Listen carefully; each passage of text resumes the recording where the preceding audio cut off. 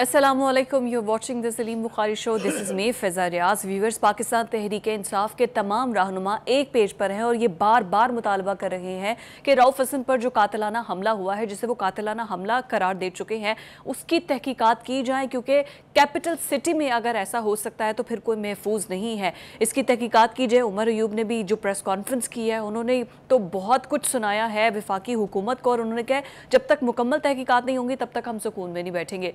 दूसरे प्रोग्राम के सेगमेंट में हम डिस्कस करेंगे IMF का जो जायज़ा मिशन है, वो आज उसका आखिरी रोज़ था, वो अभी तक कोई मुआहदा तो नहीं हो सका है और इसके बाद वो जो इजलास हुआ है वो ख़त्म हो चुका है, लेकिन हमारा तमाम तर बजट जो है वो उन्हीं की तमाम तर सिफारिशात और मर्जी के मुताबिक होगा। 7 जून को मुमकिन तौर पर बजट पेश कर दिया जाएगा। लास्ट में हम गज़ा की बात करेंगे और कोलंबिया ने फ़लस्तीन के अंदर अपना सफारत खाना खोलने का ऐलान कर दिया है, उसको एज अ स्टेट भी तस्लीम कर लिया है। प्रोग्राम के लास्ट में इस पर बात करेंगे, लेकिन सबसे पहले बुखारी साहब, हमारे पास जो पाकिस्तान तहरीक इंसाफ के रहनुमा हैं, हमने तकरीबन जब से ये वाक़या पेश आया है हर प्रोग्राम में इस वाक़े को कंडेम किया है कि ये रऊफ़ हसन ने कोई भी और शख्स होता तो उसके ख़िलाफ़ मुकदमा, जिसने भी ये किया, तहकीकात होनी चाहिए हैं।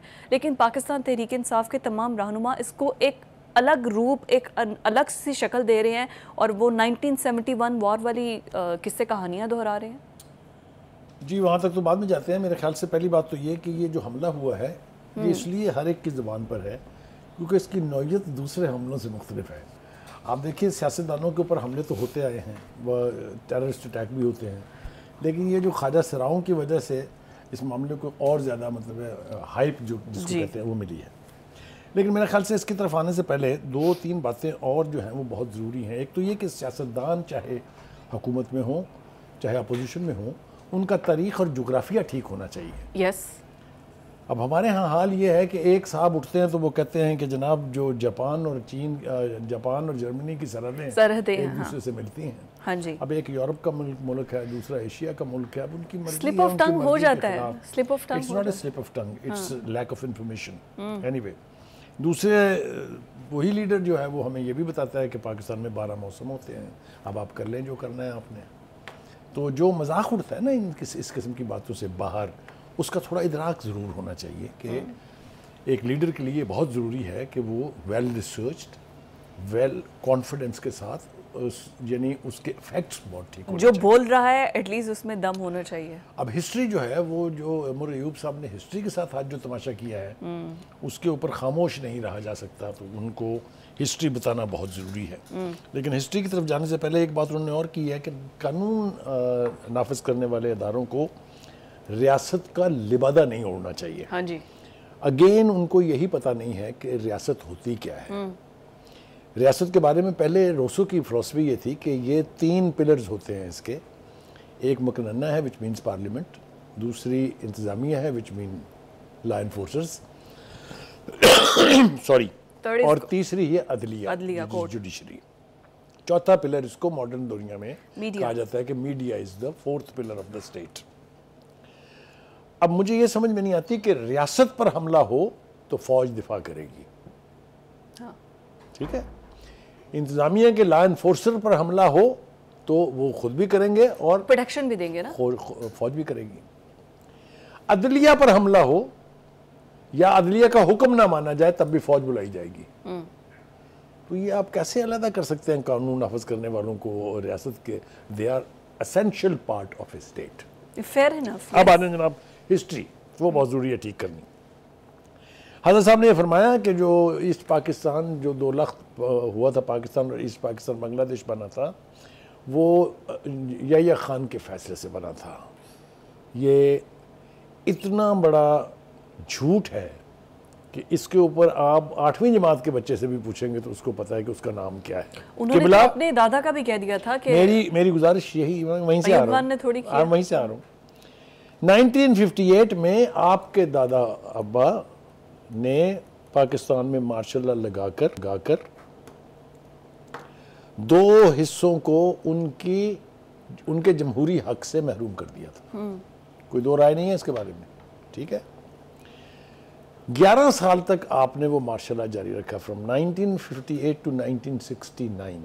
ये हकायक बता रहा हूँ आपको, अपने पास से कोई बात नहीं कर रहा हूँ। आपके दादा हजूर जो खुद साख्ता फील्ड मार्शल थे, और चीफ मार्शल एडमिनिस्ट्रेटर भी थे, उन्होंने शेख मुजीबुर रहमान के खिलाफ अगरतला साजिश केस का मुकदमा कायम किया और उनको गिरफ्तार करके जेल में डाला। हाउ कैन यू से याह्या खान कहाँ थे उस वक्त?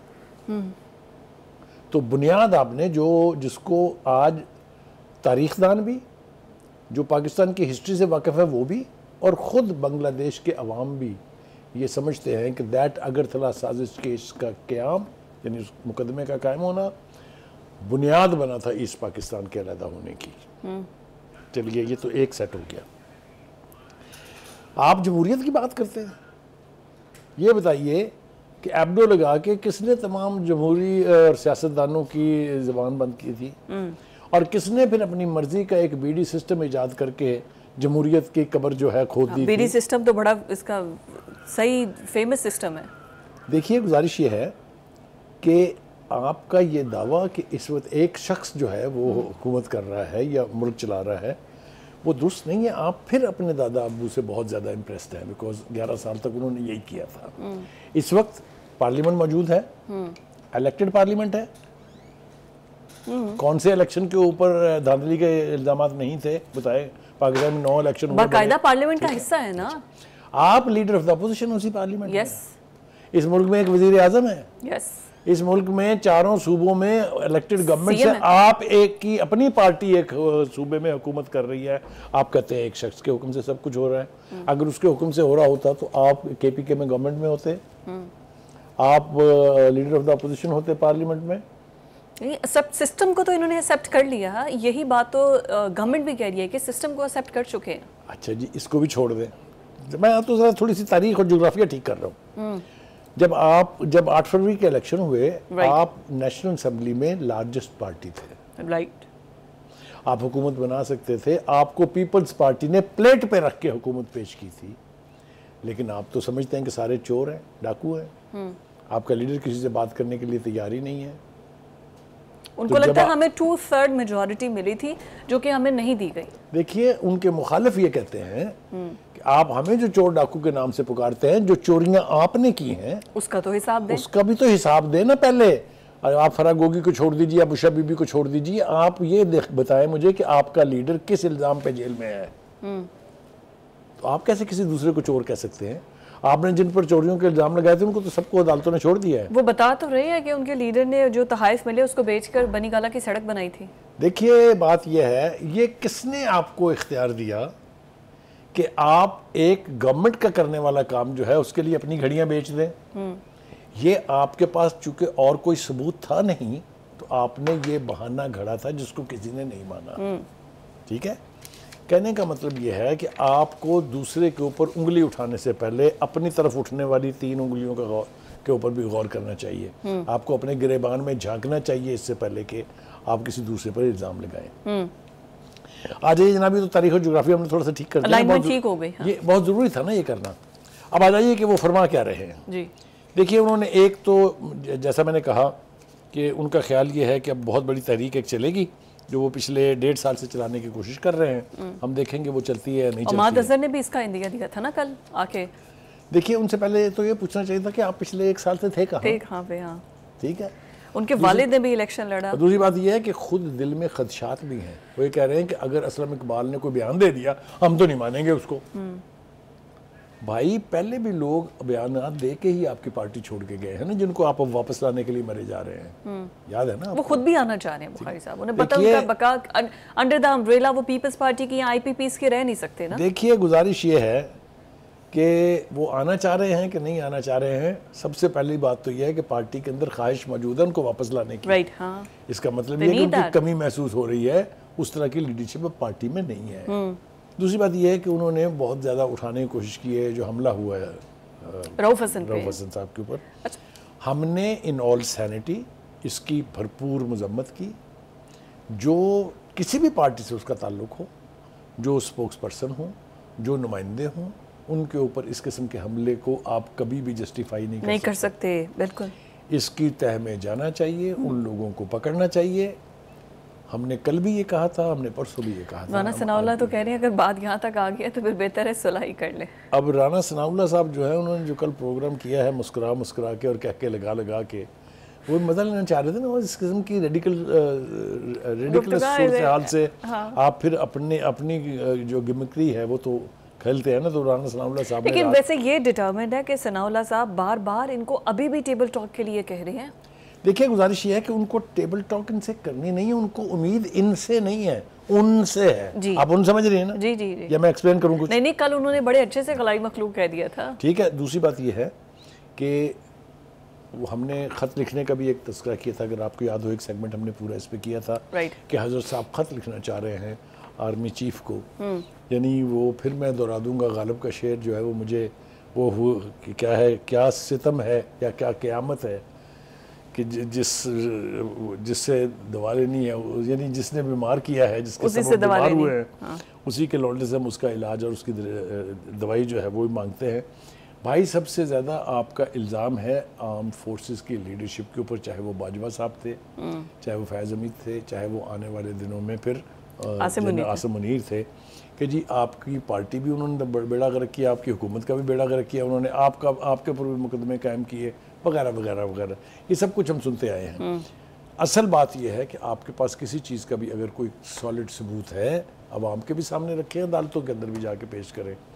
अदालतों से जो कुछ भी आपको रिलीफ मिल रहा है, वो जो कह रहे थे ना एक शख्स हुकूमत कर रहा है, अगर वो ये बात उनकी दुरुस्त हो तो इनको रिलीफ मिल सकता है अदालतों से। आप तसव्वुर कर सकते हैं कि अगर एक फौज का सरबराह मुल्क चला रहा हो जिस तरह इनके दादा अबू चलाते थे, तो फिर इनको कोई रिलीफ मिलेगा अदालत से? तो तमाम फैसले वो एक शख्स ही करेगा। तो इसलिए इनको ये हर्जा साई करने से ऑन दी अदर हैंड एक वो जो लेटेस्ट डेवलपमेंट है कि अब कोई भी जो केस की हेयरिंग है वो मीडिया में डिस्कस नहीं की जा सकेगी, किसी भी केस का एंगल डिस्कस नहीं किया जा मैं तो खैर इसको एंडोर्स नहीं कर सकता, मेरी कमजोरी है, इसलिए कि जब वो पब्लिक के इश्यूज जो है वो अदालतों के अंदर, अदालतों की जीनत बनेंगे, जब अदालतें ऐसे फैसले करेंगी जिनके ऊपर क्वेश्चंस उठ सकते हैं, जब अदालतों में जजेस के रिमार्क्स ऐसे होंगे कि ये पता लगे कि वकील केस लड़ रहा है, तो उसके ऊपर बात तो होनी होगी। वो क्या कर सकते हैं? वो सिर्फ नेशनल मीडिया को रोक सकते हैं ना, सोशल मीडिया को तो कोई नहीं रोक सकता ना। फिर वहाँ पर जो कुछ होगा वो फिर बर्दाश्त करना पड़ेगा सब कुछ। तो मेरे ख्याल से इस तरह के कदगन लगाना जो है वो ठीक भी नहीं है। और मुझे रवायत के मुताबिक ऐसा लग रहा है कि ये जो इस्लामाबाद हाई कोर्ट के चीफ जस्टिस हैं वो इस पैमडर को भी उड़ा के रख देंगे, इसलिए कि वो सब कुछ जो कुछ वहाँ इस्लामाबाद हाई कोर्ट में हो रहा है या जो भी केसेस की प्रोसीडिंग चल रही है वो अगर मीडिया में ना चले तो मुझे बताएं जजेस। असल में सिर्फ ये कहा कि जो हेयरिंग लाइव है वो तो आप दिखा सकते हैं, लेकिन उस पर तज्जिया नहीं, क्योंकि हर शख्स को इंटरप्रेट उसको अपने अलग तरीके से करता है। कुछ हद तक ये बात ठीक है, लेकिन कुछ हद तक ये है कि आपने तो बिल्कुल ही रोक दिया ना फिर किसी भी चीज़ को एक्सप्रेस करने से। देखिए, ये उन अदालतों की बात है जहां फैसले और केसेस मेरिट्स पर देखे जाते थे, जहां जजेस की इंटेग्रिटी जो है वो एब्सोल्युटली परफेक्ट होती थी, जहां जजों के नाम हवालों के तौर पे इस्तेमाल होते हों, वहाँ वो सब कुछ अब माहौल नहीं है। राइट। हाँ, अब अदालतों में किस किस किस्म की गुफ्तगू, जजेस के क्या क्या रिमार्क्स हैं, अगर आप उसको देखें तो आप बस सिर्फ अपनी अकल का भी मातम कर सकते हैं और उनकी अकल का मातम करने का उसका वो तो फैसल वावदा हमें बताते रहे हैं, उनका सेनेट में भी उन्होंने अब देखें ना, मैच पड़ गया ना सियासतदानों के बीच और अदालत के बीच, सिर्फ उन अनगार्डेड रिमार्क्स की वजह से और उस अनड्यू रिलीफ की वजह से। आपने सुन लिया ना जो नेशनल असेंबली में और जो सेनेट में स्पीचेस हुई हैं, तो ठीक है, अगर जजेस ने भी ये फैसला कर लिया हुआ है कि तमाशा सरेआम दिखाना है तो वो तो नज़र आ ही रहा है। मेरा नहीं ख्याल कि ये अवाम के, हुकूमत के और ख़ुद जुडिशरी के हक में है कि इतनी अनगार्डेड गुफ्तगू की जाए जो ज़बान ज़द-ए-आम हो और फिर अचानक आपको महसूस हो कि ये तो बड़ी ज़्यादती हो रही है। हाँ, जो ऑनरेबल जजेस हैं उनका वकार रहना चाहिए, but on the other hand still politicians हैं, वकार तो उनका भी है। आगे चलकर हमने डिस्कशन करना है जी IMF का जो मुज़ाकराती मिशन है, IMF का जो मुज़ाकराती मिशन है वो पाकिस्तान से आज उसका आखिरी रोज़ था मुज़ाकरात का, और फिर उसके बाद वो वापस रवाना हो जाएंगे। लेकिन अभी तक कोई स्टार लेवल मुआहिदा भी नहीं हुआ, लेकिन अलबत्ता वो हमें डिक्टेट कर गए हैं बुखारी साहब कि आपने सब्सिडीज़ ख़त्म करनी है, आपने बिजली और गैस की कीमतें बढ़ानी है, आपने अद्वियात की कीमतें बढ़ानी है, मतलब जितना भी इजाफा हो सकता है वो आपने करना है सारा। गालिब ने कहा था कि गालिब हमें ना छेड़ के फिर जोशे अश्क से बैठे हैं हम तहिया तूफान किए हुए। ओए तो फिर ये हमें जो हमारी जो बेड़ा गर्क हो रहा है हमारी इकोनॉमी का, जो हमारी तबाही बच रही है, जो आईएमएफ अपने मज़े ले रहा है, हम आईएमएफ के आगे लेटे लेटे जा रहे हैं, ये कोई खुशकुन सूरत हाल नहीं है।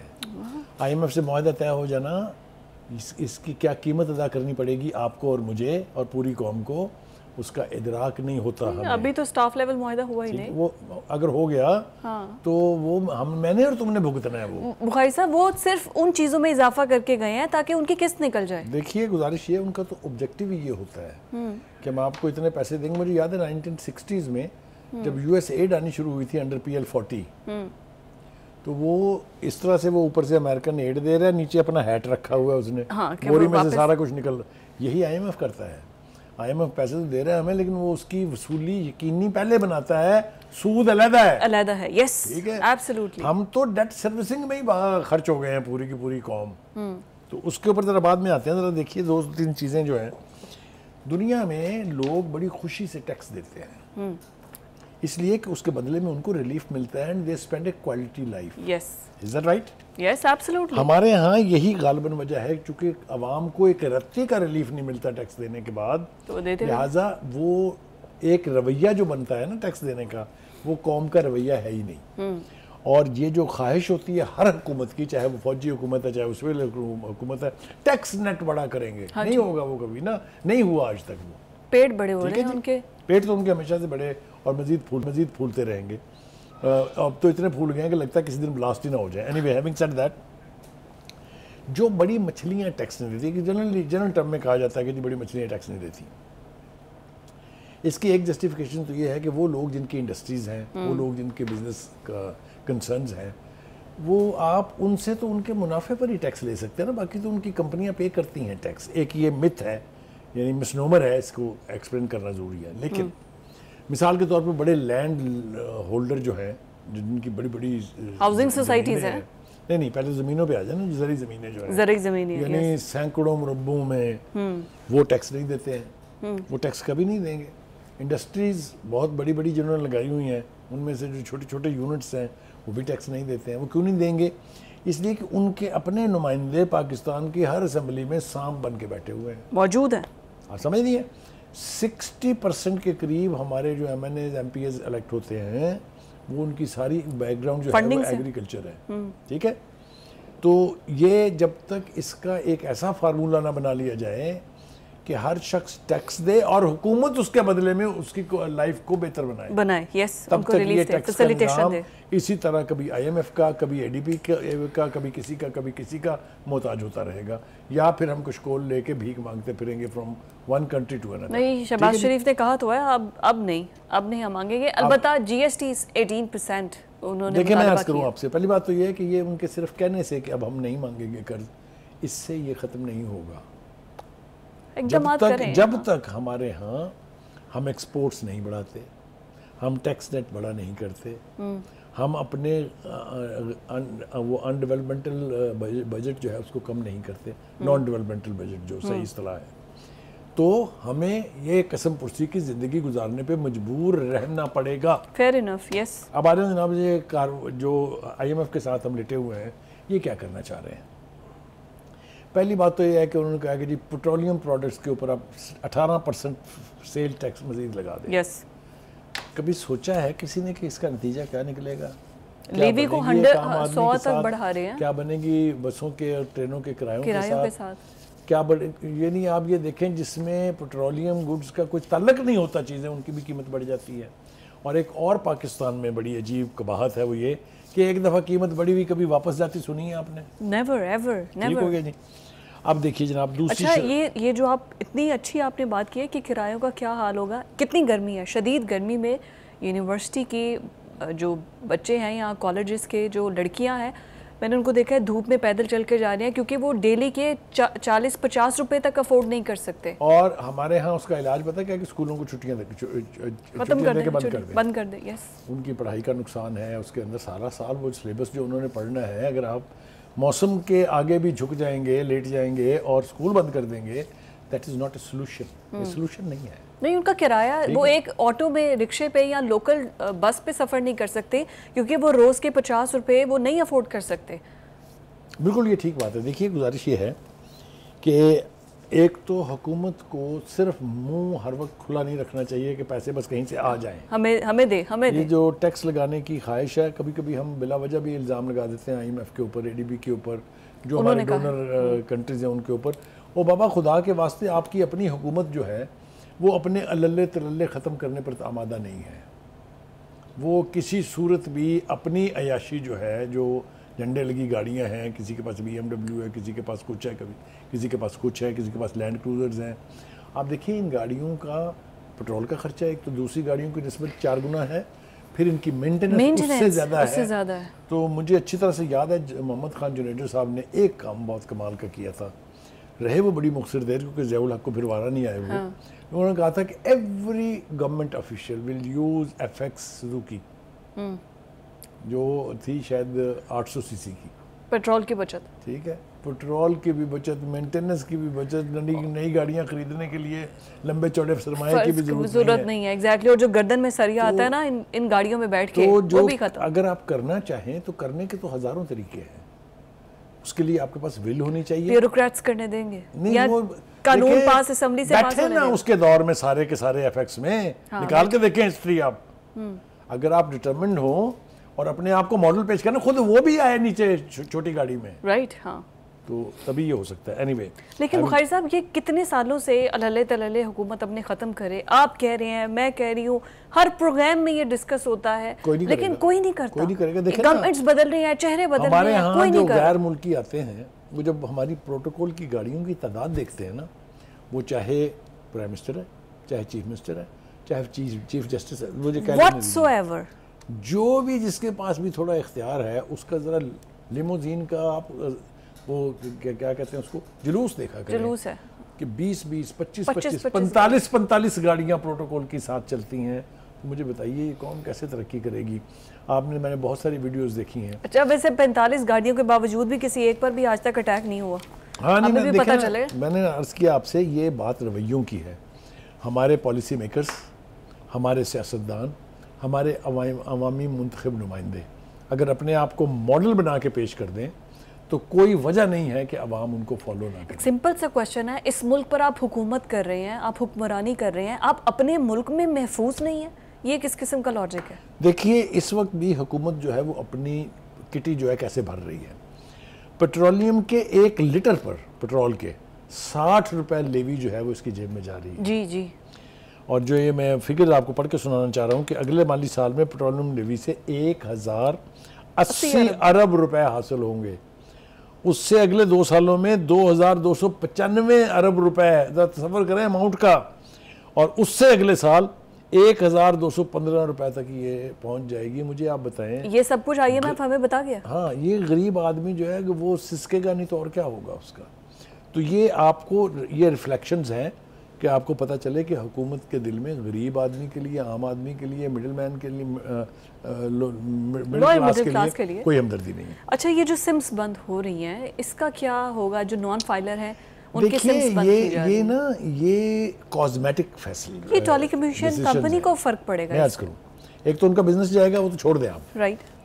मैं बिजनेसमैन हूँ, मैं नॉन फाइलर हूँ, आपने मेरी सिम बंद कर दी। राइट।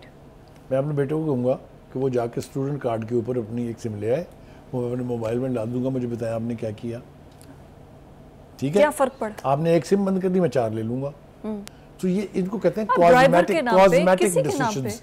ये कॉस्मेटिक डिसीजन का फायदा कोई नहीं होता, सिर्फ गुडविल कमाने के लिए या नेकनामी हासिल करने के लिए ये फैसले किए जाते हैं। बिल्कुल ठीक। एक तरफ जो आपको थोड़ा बहुत फायदा होगा, वो कंपनियों का उतना ही बिजनेस खत्म होने के साथ उनको नुकसान होगा। कितनी कंपनीज मुल्क छोड़ के जा रही है ना। ये फैसला मुझे समझ में नहीं आती कि किस तरह से और किस अंदाज से आप इसको आसान फैसला करार दे किस तरह इफेक्टिव। बिल्कुल ठीक है बुखारी साहब। सबसे बड़ी डेवलपमेंट जो अभी तक हुई है रिसेंटली इसराइल के हवाले से और फ़लस्तीन के हवाले से, कोलंबियन प्रेसिडेंट ने अपना सफारत खाना खोलने का ऐलान कर दिया है फ़लस्तीन के अंदर और स्टेट भी तस्लीम कर लिया है। ये एक बड़ी पॉजिटिव बुखारी साहब एक खबर है।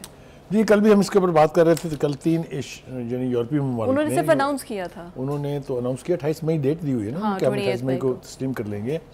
और यूरोपीय ममालिक का तस्लीम करना जो है ये बहुत बड़ी खबर है, इसलिए कि वो तो हमेशा से अमेरिका की खुशनुदी के लिए कभी नाम ही नहीं लेते थे इस बात का। और अब ये कोलंबिया वाला तो एक कदम और आगे चला गया, उसने अपना सफारत खाना बंद कर दिया इसराइल में। हाँ जी। और अपना सफारत खाना खोल लिया रमल्ला में, जो फ़लस्तीन का इलाका है, यानी जहाँ का फ़लस्तीनियों की तादाद बहुत ज़्यादा है। ये एक बहुत बड़ा पैगाम है मगरबी दुनिया के लिए कि वो शर्म करो कुछ।